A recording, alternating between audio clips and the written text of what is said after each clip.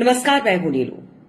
तो ईरान और अमेरिका की बैठक रोम में हुई और कहा जा रहा है कि ये बैठक भी सकारात्मक मूड पर खत्म हुई। हालांकि देखिए, तीसरे दौर की वार्ता की भी अब बात हो रही है कि तीसरे दौर भी ये बातचीत जो है वो आगे बढ़ेगी, तीसरे दौर की भी वार्ता होगी। लेकिन इस दौर में क्या बातचीत हुई है, क्या कुछ निकलकर सामने आया है, बातचीत करने के लिए मयंक मेरे साथ जुड़ गए हैं। मयंक, जरा बताइए, पहले दौर की बातचीत में लगा कि हाँ ये बातचीत आगे बढ़ेगी, फिर लगा जिस तरह के बयान आए उसमें लगा कि पता नहीं बात किस तरह से बढ़ेगी, क्या होगा। लेकिन अब दूसरे दौर की बातचीत के बारे में जरा बताइए कि इसमें क्या कुछ निकलकर सामने आया है। देखिए, रोम में अमेरिका और ईरान के बीच जो न्यूक्लियर डील को लेकर दूसरे दौर की बातचीत हुई, इसमें ईरान की तरफ से अब्बास अराक्ची थे विदेश मंत्री, अमेरिका की तरफ से स्टीव विटकॉफ थे और मध्यस्थता की एक बार फिर ओमान के विदेश मंत्री बद्र अल बुसैदी ने। तो देखिए, एक बार फिर ये टॉक, जो पहली बात हम आपको बता रहे हैं कि पहली ये जो टॉक हुई है ये मीडिएटर के थ्रू हुई।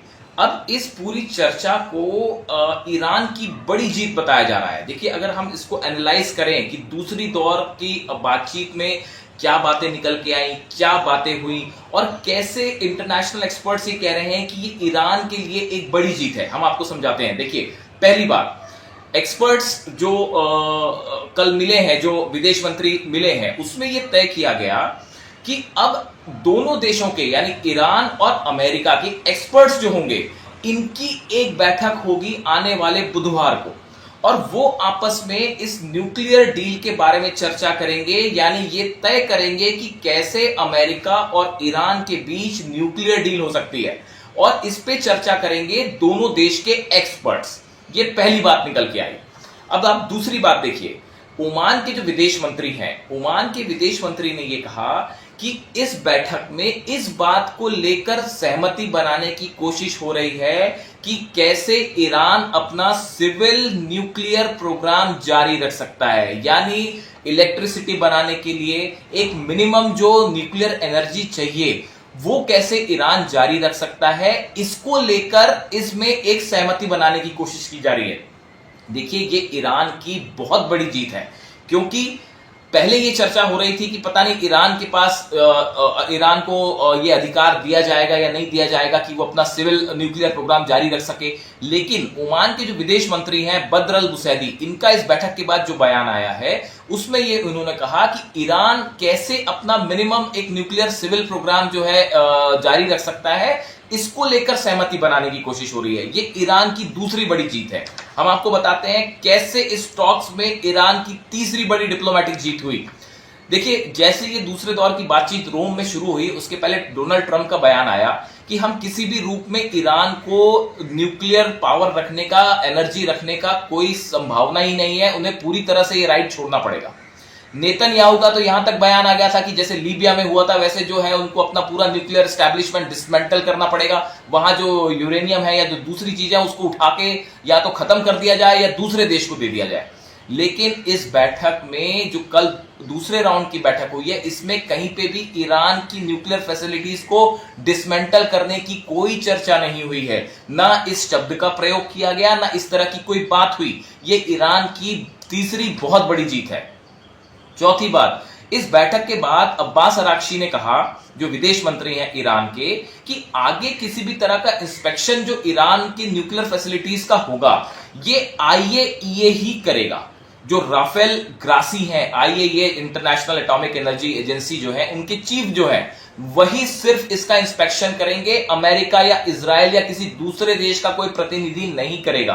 और इस बात को लेके ईरान ने अपना मत सामने रख दिया है बिल्कुल साफ गोई से। यह ईरान की चौथी बड़ी जीत है। पांचवी बात, देखिए, खामेनी साहब का बयान आया था इस टॉक के पहले कि हम इस टॉक को लेके ना तो बहुत पॉजिटिव हैं ना बहुत निगेटिव हैं। यानी जैसे जैसे बात आगे बढ़ेगी हम उसके हिसाब से आगे बढ़ेंगे। ना हम अमेरिका पे विश्वास कर रहे हैं, ना हम उस पर अविश्वास कर रहे हैं, ना हम निगेटिव हैं ना पॉजिटिव हैं। तो देखिए, ईरान ने बहुत ही सदा हुआ अपना डिप्लोमेटिक स्टैंड ले रखा है कि अमेरिका जिस तरह से आगे बढ़ेगा उसके हिसाब से उसे रिस्पॉन्ड किया जाएगा। अभी जो ये दूसरे दौर की बात हुई है, इसमें जो ईरान के न्यूज़पेपर्स या ईरान की न्यूज एजेंसीज कह रही हैं कि ये पॉजिटिव हुई है। ईरान की तरफ से इस तरह के स्टेटमेंट आए हैं कि ये पॉजिटिव टॉक्स हुई हैं और ईरान इसको लेके पॉजिटिव है। तो देखिए ये जो 3-4 चीजें मैंने आपको बताई, ये ईरान की बड़ी डिप्लोमेटिक जीत बताया जा रहा है। ये टॉक्स कंटिन्यू होने वाली हैं और अब एक्सपर्ट्स बात करेंगे और जो बुधवार को बात करेंगे उसके बाद अगले दौर की बात अगले शनिवार को फिर से ओमान में होगी। तो ये बड़ी बातें निकल के आई हैं जिसे ईरान की एक बड़ी जीत माना जा सकता है।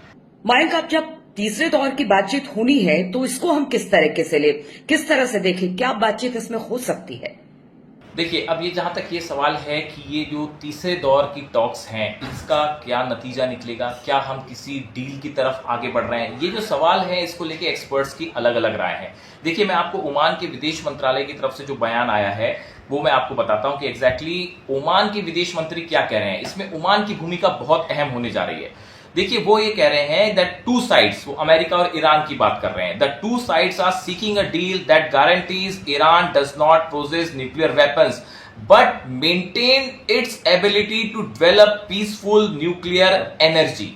यानी यहां पे ओमान ये कह रहा है कि ये कोशिश हो रही है कि ईरान न्यूक्लियर वेपन ना बनाए, लेकिन उसकी जो पीसफुल न्यूक्लियर एनर्जी बनाने की जो व्यवस्था है उस पे कैसे समझौता हो। ये ईरान के लिए बहुत बड़ी डिप्लोमेटिक जीत है।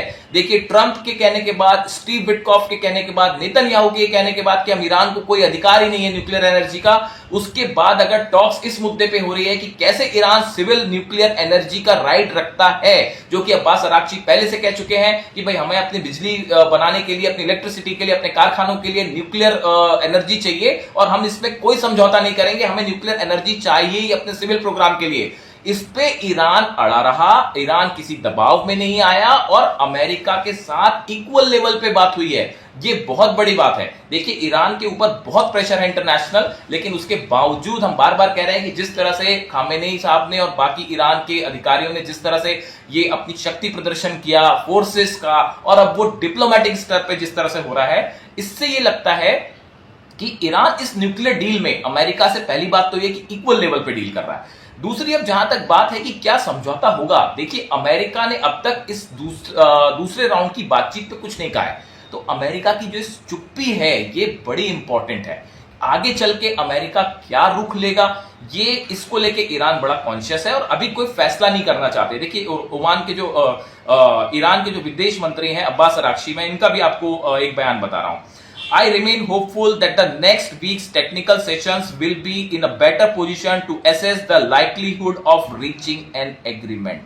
जो टेक्निकल एक्सपर्ट्स दोनों देशों के मिलेंगे उसके बाद क्या समझौता हो पाएगा नहीं हो पाएगा, बात किस दिशा में आगे बढ़ेगी, ये ईरान अब देखना चाह रहा है और अमेरिका की फिलहाल खामोशी है। तो अभी ये कहना जल्दबाजी होगी कि इसमें कोई डील हो जाएगी या नहीं होगी। अभी हम जो बात कह सकते हैं वो ये कह सकते हैं कि जो दूसरे राउंड की बातचीत है, इन दोनों पहले और दूसरे राउंड की बातचीत में ईरान ने अमेरिका के साथ बिल्कुल इक्वल लेवल पे टॉक्स की है। अब्बास अराक्ची विदेश मंत्री के ईरान के, उन्होंने बेहतरीन डिप्लोमेसी का प्रदर्शन किया है और आने वाले दिनों में क्या डील होती है या नहीं होती है, ये बुधवार को जो दोनों देशों के एक्सपर्ट्स मिलेंगे उनसे मुलाकात के बाद साफ हो जाएगा और फिर विदेश मंत्रियों की बैठक होनी है ओमान में। तो दूसरे दौर की बातचीत खत्म हो चुकी है, अब तीसरे दौर की बातचीत का इंतजार है। अब देखना होगा कि इस तीसरे दौर की बातचीत में भी कोई हल निकल पाएगा या फिर नहीं, या किसी तरह की कोई सहमति बन पाएगी या फिर नहीं। इस पर लगातार हमारी नजर बनी रहेगी। आप बने रहिए हमारे साथ।